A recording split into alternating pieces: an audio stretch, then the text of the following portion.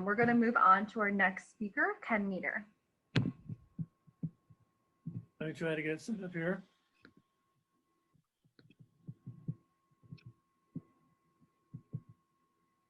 Can you all see this? Yes. Great. Well, I'm really grateful to be part of this discussion. I had really some wonderful presentations, and I'm a little shocked to be here myself because I was, as you know, I was a chemistry major in college. But one of my reactions to the Vietnam era was to try to figure out how to do a better job of living in the place where I grew up. So I'm actually sitting at the same table that I wrote my Swarthmore application. I took over my family homes about 1992, and yet I've also had a career that's kind of spanned some very national work. In the mid 70s, I started thinking about, because it's an agricultural state here and I didn't know much about it, I started thinking about how we might do farm policy in a more sustainable way. And that's led me to a really a pretty amazing path all over the country.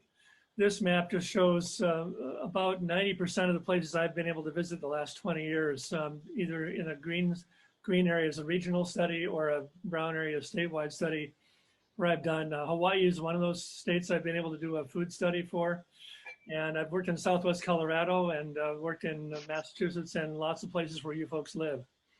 It's been an incredible education for me just to get out to work with people. And I've made quite a bit of my living actually giving public appearances, trying to foment local food system work in all these places. My excuse for talking tonight is I have a book coming out in about a month called Building Community Food Webs, which is really my chance to try to summarize the work I've done the last couple of decades and synthesize some stories that come out of communities I've worked with, and also some just my insights about how I think this work can be done more effectively. It's been really wonderful to grow from being a sort of lonely guy looking at how do we think about agriculture differently to seeing this whole national and international movement spread about building community food systems in the last 20 years. Because I'm a science guy, I wanted to give you at least one pair of charts. This is like David and Deborah, I'm working with longitudinal data, but this actually goes back more than 100 years. This is the farm economy for the United States over the last century, since 1910, and the orange line shows how much farmers have made selling the products that they raise. And the maroon line shows how much they've spent to sell those products. The red line subtracts the expenses from the cash receipts and gives us the net income of farming. This is different than USDA reports because I take out the other source of income and look at whether growing crops and livestock is actually making money for farmers or not. And as you see from the red line, it's been gone in sort of a general dismal direction for the last 100 years, from pretty good return of something like 40 cents on the dollar in 1910 to a few moments during World War II and during the OPEC energy crisis where farmers made some money. But you can also see that the net income for farming in 2018 was really lower than in the Depression and just a little bit above the farm crisis of the 1980s.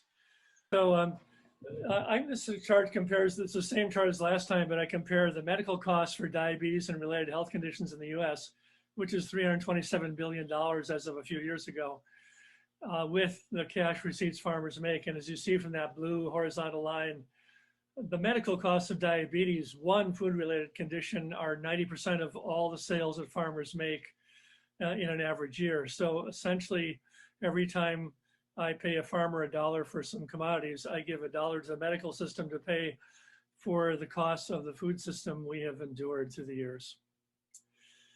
The book also has, and as well as this kind of economic data, it has 8 what I think are very inspiring, one depressing story about community food webs around the country: Montana, Hawaii, Tucson, Northeast Indiana.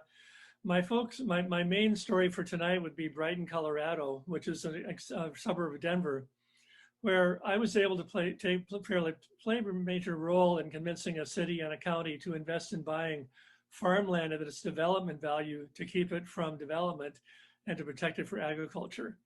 And that's a really wonderful case of city officials and county officials and farmers working together in a very contentious situation to try to do something right, to set a whole new tone about let's really protect our ability to raise food for ourselves in the future. There's, of course, some Swarthmore connections to the story too.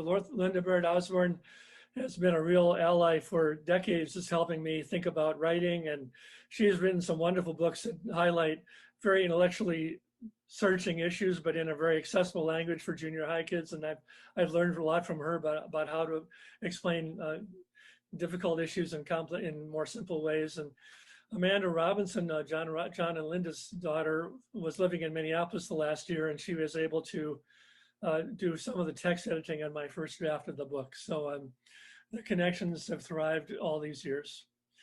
My final slide is to say that basically we often, I look at the economics of food systems. I also try to get people to think much more broadly about the food system needing to accomplish building health, wealth, connection, and capacity, not simply being an economic vehicle, because its main excuse for being an economic engine is to build wealth in rural areas, and it's failing massively at that. So that's all I'll say for now.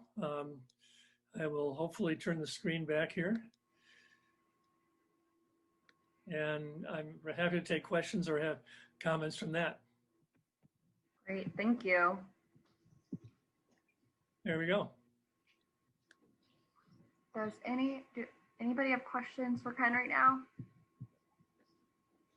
Yeah, Richard? Yeah, Ken, could you just talk a little bit more about what a community food web is and how it works? I'll try to, yeah. I mean, I had a fight with my publisher about this because they didn't want me to use the word web because it's sort of a scientific term that has a very different meaning. But what I'm finding is that basically it's a process of people building trust in a locale so that you get people together to say, I think especially important to get farmers really working closely with consumers and where consumers know what farmers go through. Carlo Petrini from Slow Food has a term he calls a co-producer, where you, as a consumer, you really learn what a farmer goes through. You learn the seasons and the cycles of agriculture. We have so many people who can't recognize a common vegetable or don't understand that you can't get pineapple from a farm in Iowa, for example.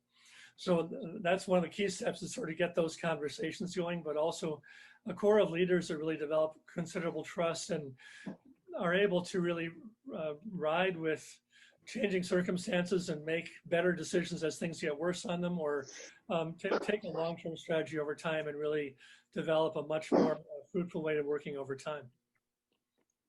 It's a process of network building, but I like to call it a web because I like the idea of a web being more of an interactive, mutual process rather than sort of a hub and spoke network.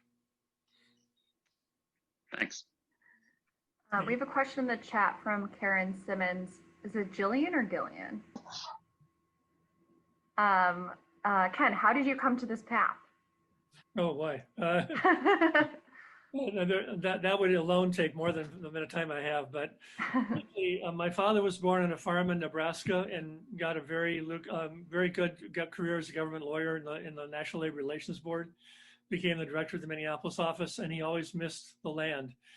And as I got to know him better and kind of saw his trauma about that, I wanted to learn more about his background and therefore my background. And as I was a journalist in the mid-'70s, learning that the agriculture was 40% of the state economy, and I knew very little about it. So I decided I really had to learn about farming to do that. And I was very lucky to find some farmers who let me work in their farms, milk their cows, and learn the economic stories they had. And then I was able to do some research in grad school to confirm the stories they told me, and did a lot of writing. And beyond that, it was sort of mostly being thick-skulled and staying with something that nobody really cared about for a number of decades.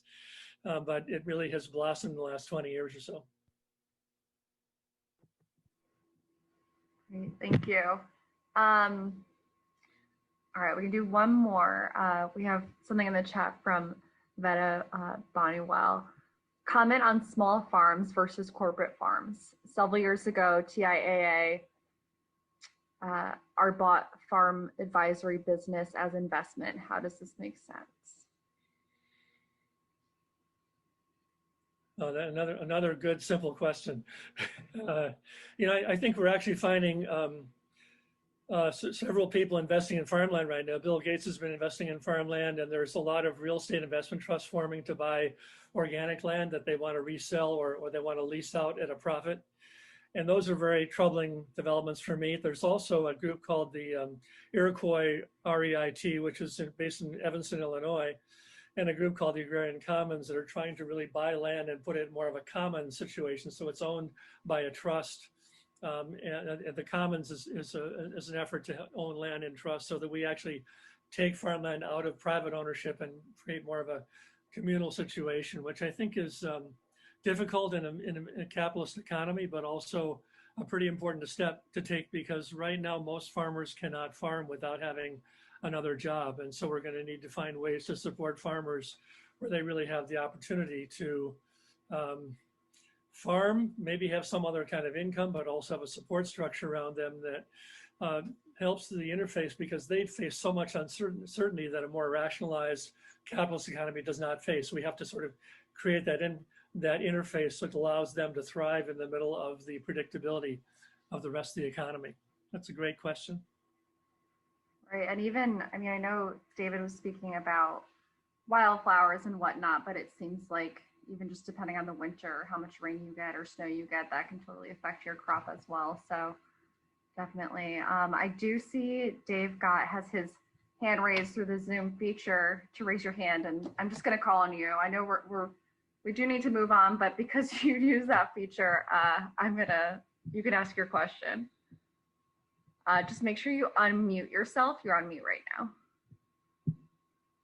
Thank you, Katie, for the kudos. It's great to see you. I just sent you a private chat. I'd love to just follow up more. I've worked in ag a lot of my life, and it would be great to follow up. You answered my question to some extent, just putting some of the meat on the bones or the tofu on the torso of some of the actual projects. So I look forward to more with you.